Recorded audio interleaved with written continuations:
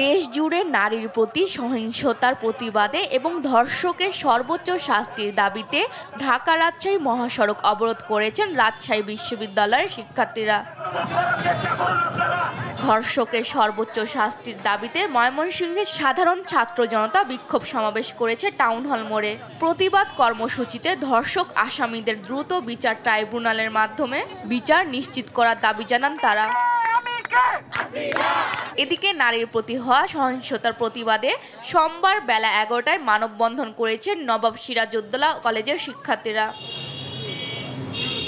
মাগুরায় শিশু ধর্ষণের ঘটনায় প্রধান অভিযুক্ত হিটু শেখের 7 দিন এবং বাকি 3 আসামির 5 দিন করে রিমান্ড মঞ্জুর করেছে আদালত। ধর্ষণ ও হত্যা চেষ্টার সকল আসামিদের ফাঁসির দাবিতে মানববন্ধন করেছে জেলা আইনজীবী সমিতি। জয়পুরহাটে ধর্ষকের সর্বোচ্চ শাস্তির দাবিতে জনসমক্ষে ধর্ষকের প্রতীকী ফাঁসির মঞ্চ তৈরি করছেন বৈষম্য বিরোধী ছাত্ররা। সালমা জাহান, নিউজ ডেস্ক, দেশ টিভি।